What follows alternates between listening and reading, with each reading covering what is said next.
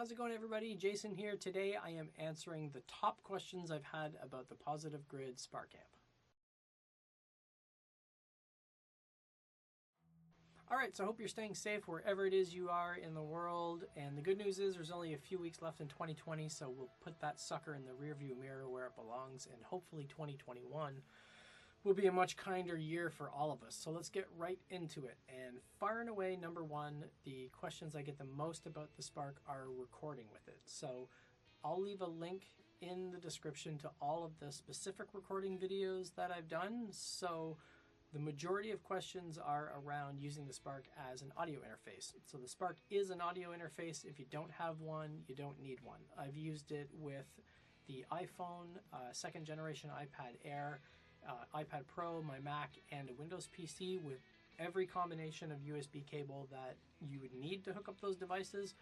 All of it works just fine. So for example, if you're using an iPhone using GarageBand, you need a Lightning to USB cable to be able to hook it up, and it works just fine. The more important thing to know is how this actually, the controls for using this as an audio interface. So the master volume knob on the Spark controls the input signal of your guitar, so it controls that level, and the small music volume knob controls the output volume from your DAW. The output volume knob just controls the volume of the actual speaker when you're playing your guitar through it. So if you're playing back something from your DAW and you're adjusting that output, it's not going to do anything.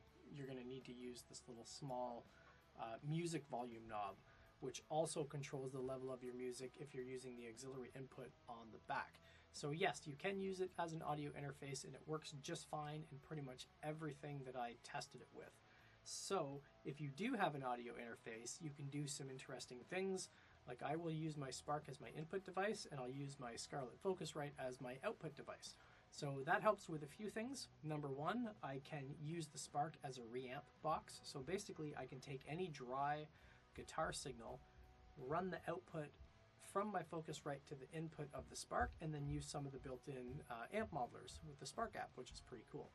Second thing is, you know, I can't believe we're almost in 2021 and we still have to worry about latency being such a huge problem. I mean, geez, I dealt with this with Cakewalk in the 90s when I was recording stuff with MIDI. Like, haven't we solved this problem yet? So everything says, you know, near zero latency or zero latency. It's all BS. There's latency everywhere. So the way I deal with it is I will use the output of my Focusrite.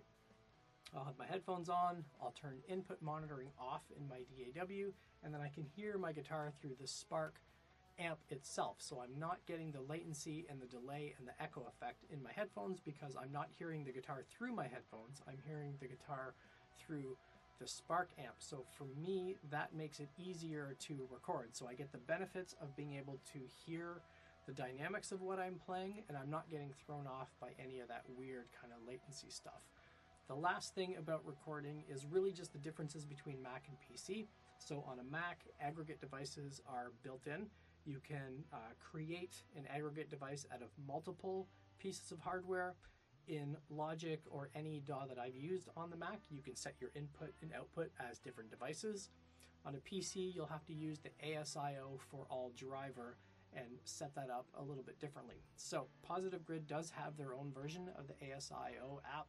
I've only had a couple of comments that it's kind of screwed up people's machines, or it's made some weird things happen with some crackling noises or no audio, but generally speaking, worked just fine when I tested it on my old Windows 10 PC, so that's really the biggest differences between the two.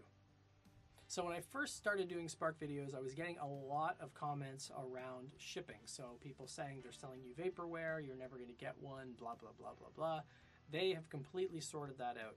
So over the months and months and months, people were saying things like, you know, it took a week, it took 2 weeks. A friend of mine ordered one last week, actually, and he got it within 2 days here in Canada. So I'm going to assume they've sorted that stuff out. So if one of your worries was not wanting to order one because it's going to take so long, it seems like they have that stuff sorted out.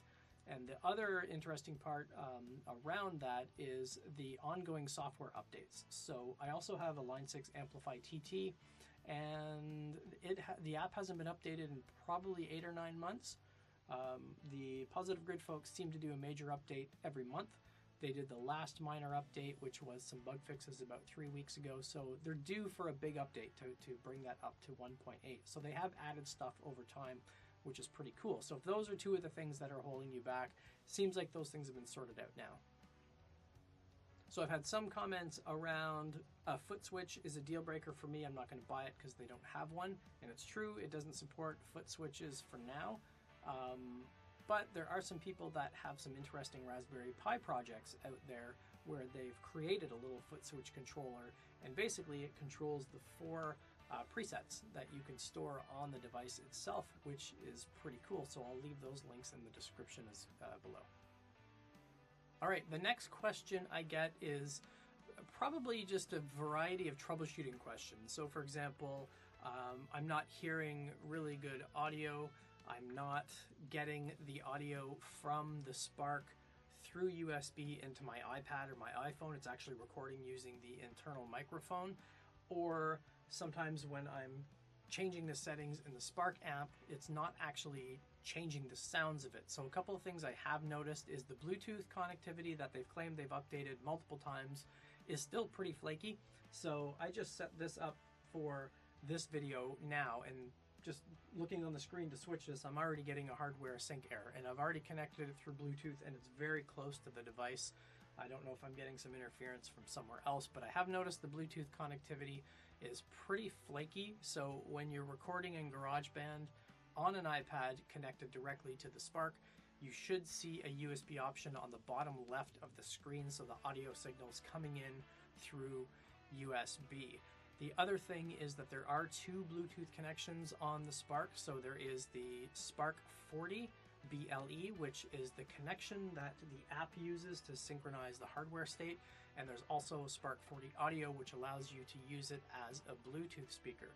So if you are getting any weird things with audio seemingly not working, or adjusting the settings and the app isn't having any effect on the actual sound, first thing to do, update the firmware. Look for an app update. They are pretty good about updating it. As of today, it's been about 3 weeks since their last update, so they should be doing a major version pretty soon, because they're on about a month-long schedule for major releases as far as I've seen so far.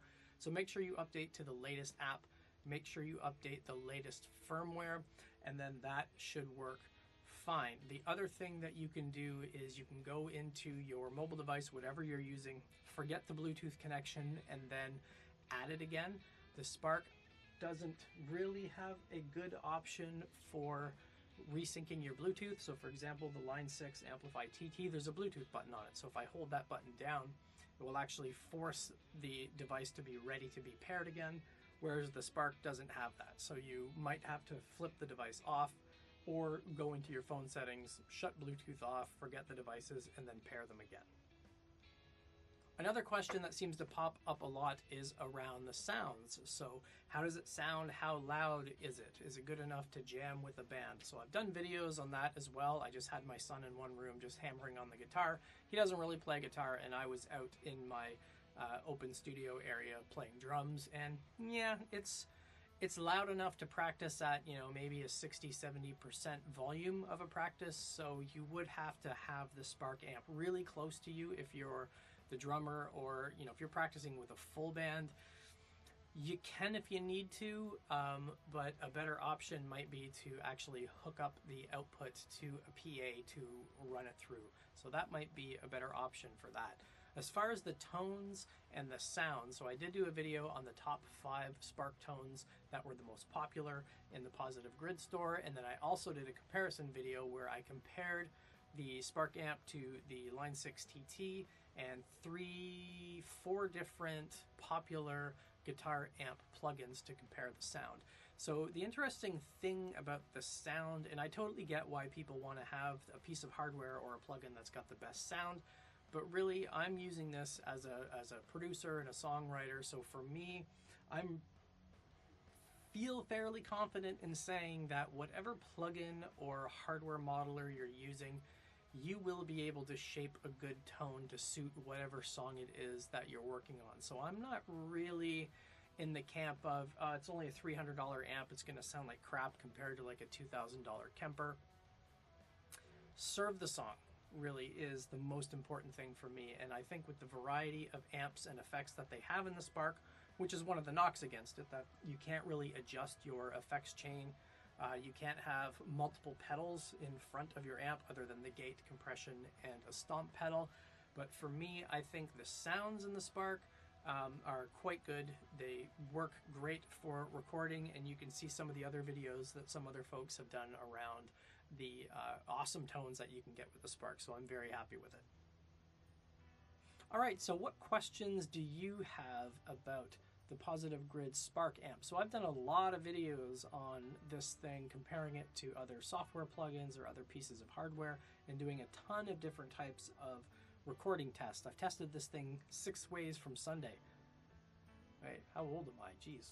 What's that, an expression from the 40s? Anyway, yeah, I've done a lot of tests about the Spark because I think it's a fantastic device. So I've recorded vocals with it, I've recorded acoustic guitar, electric guitar, bass. I mean, if you really, really wanted to, you could record acoustic drums by just using one dynamic mic and recording it that way as well. So it's pretty versatile, has some awesome tones, nice and portable, looks pretty cool, works great as a music speaker. So if you do get any of those kind of problems that I mentioned before, again, just to wrap up, update the firmware, update the mobile app, forget it as a Bluetooth device, add it and retry it again, and that should pretty much solve everything. So I'm still trying to get my hands on the Yamaha desktop amp so I can do a little comparison with that as well. So remember to like and subscribe, leave a comment below, and if you've got some cool Spark videos or little experiments that you're running, put those down in the comments below as well, because it'd be pretty cool to see